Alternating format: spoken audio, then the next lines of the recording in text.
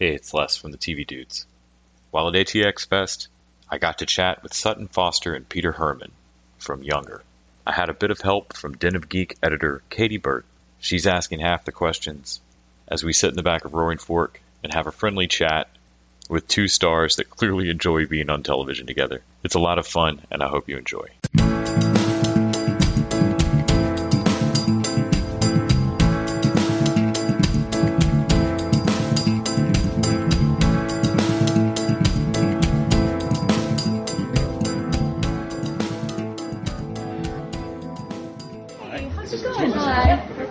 So there is that big reveal at the end of the first episode where Charles is given the file.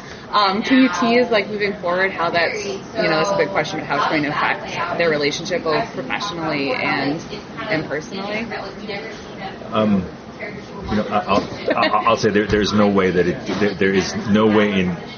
there's no aspect of the relationship that's not affected. Mm-hmm. There is no way that it doesn't. Nothing is free from those news. Yeah. And I think to the credit of the writers, it's not. They don't say, "All right, that bump in the road has now happened. Let's get these two together." The fallout is extensive, and there are some very real and very human consequences to that. Is that just like a joy for you as actors? Because I feel like every time it happens, it totally changes like this dynamic and creates this whole new set of, it's like a tectonic shift in the show. Yeah. And it's a refresh in a really brilliant way. So just for you guys to be like, we're getting to play this whole new thing, do you always look forward to those moments? Yeah, I mean, that's what the writers, and Darren Star, he's just sort of a master at that. Mm-hmm. And to be able to do it in the first episode, like to flip the world. Yeah. And for me, this season has been the most fun to play because we have 4 seasons of like stuff to play from, and like all the stakes are, I mean, it's a crazy show. Yeah, and it doesn't rely on that like reset. There are all these other things going on that still have value and stakes. Yeah, but it's been really this season. I just feel like has it's been the most fun to play, and I think just because there's just so much to pull from. But it's I was excited. It is sort of daunting because you're like, oh, okay, we're gonna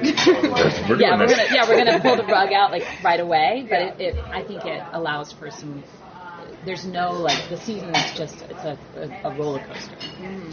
And it's nice because when you say tectonic in the sense that when there's so much stacked up now that when something shifts underneath, so much comes crashing down. And the writers have like huge debates and like arguments in the writers room about, because everyone's super invested in these characters now about like what's going to happen and how someone's going to react and like what that means, and like so it's like this game of Tetris, trying to figure it out.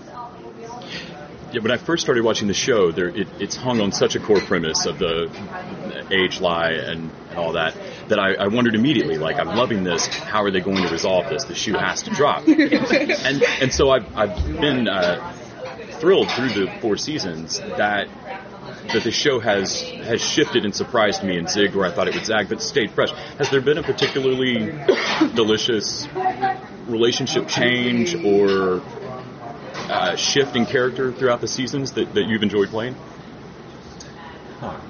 I've enjoyed this relationship, I think, the most. Yeah. Like how we, like the, absolutely, and not just because he's sitting next to me, but it's true. Like I really have. Like I feel like, because it's, you bring, and I love that the show has evolved, and thank God, because I how long really? I mean, there's a reality to for a long time. No, but it's like I love that the show has evolved more just beyond that premise, because it is. There's only so long we can sustain that, where a show has to become more, and to the credit of the cast, it's the characters and everything. But this relationship, I think, has been the most fun, because it is the will they, won't they, the stolen glances, and like this thing, and then yet they have all these obstacles in their way, and like how do they find their way to each other, and should they, and what does it mean, and what's the end game, and like how they meet sort of on different levels, but that's been the most fun for me. I also think. What about you? Don't feel obligated to say Like Diana. I'd be like, Pauline. Yeah. My relationship with Pauline. Exactly. No, I think that my relationship with Josh. No, I think that I think no doubt it's the relationship between Charles and Liza, and I think that they're exactly as you said. There are so many obstacles in its way, and even once those obstacles come down, it just opens this road for more complication. Yeah. And that's it's not a simple thing where you just have to get one roadblock out and it's smooth sailing from there, to mix road and water metaphors. And I think that it's really fun to play just sort of an uncanny enjoyment of each other, and I mixed with a lot of attraction, mixed with an intellectual connection. So there's just a lot of different. We connect on a lot of different levels, and Sutton Foster happens to be possibly just one of the flat out loveliest people. I guess put a period there, loveliest people and loveliest people to work with and to have as number one on a call sheet. Because if you visit our set, there's such a good spirit, there's such a good mood, there's such a work ethic, and Sutton is where it comes from. Because if you have somebody at the top who doesn't work hard or who's not prepared, or then it trickles down and everyone feels entitled to do that. And if you have Sutton as the top, then everybody just brings it. So, the reason why we're here at season 5 is sitting next to me. So,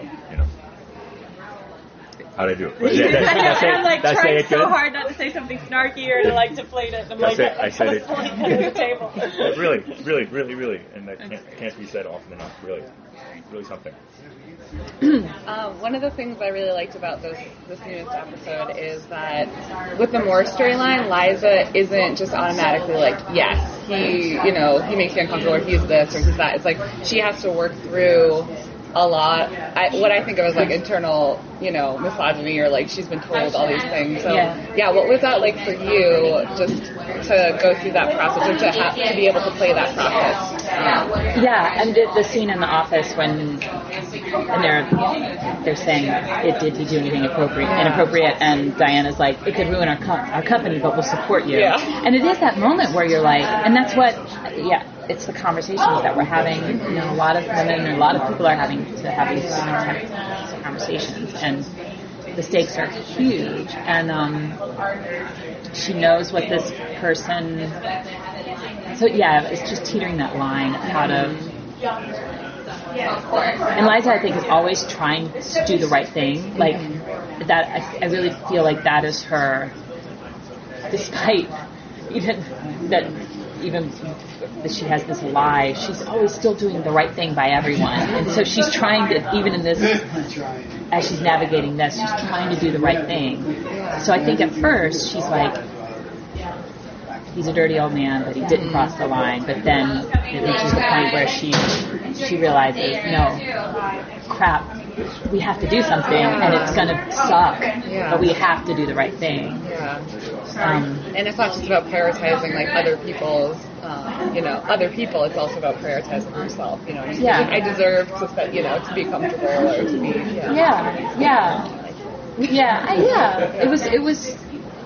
It was great to play. It was important. I thought it was important, and to have it on our show, and it was an important thing for us to face. And we had this character that existed in our world that the writers went, oh wow, we have to.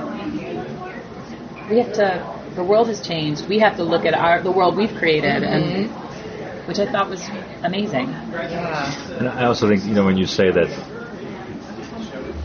a character who wants to do the right thing, but I do like the arc of the episode where the instinct in the beginning isn't simply, yes, I have immediate access to calling this man out. That all of those layers of habitual excuses that we make for men, they're so deeply internalized, and they're just, they're in the water, they're in the air, they're everywhere, and that it does take a while in the in the 24 available minutes that we have to arc towards that and to gain access to that. And I think beautifully now, thankfully, in our culture, that is a more immediate reach and a more immediate grasp to those words of saying to say that person did me wrong. Right.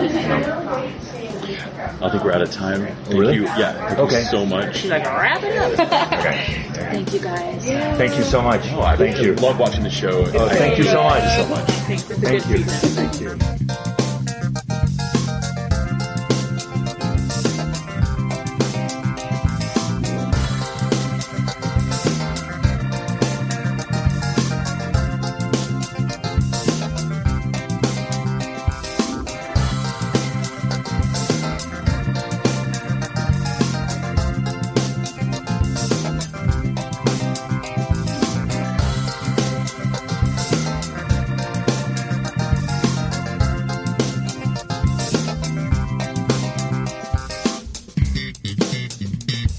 The TV Dudes is an independently run podcast and a member of the Electric Sweater Podcast Network. We are exclusively listener-supported. If you'd like to help us out, go to patreon.com/TVDudes. You can like us on Facebook and Twitter @TVDudes. All the music for our show is by our friend and original TV dude, Gregory J. Amani Smith.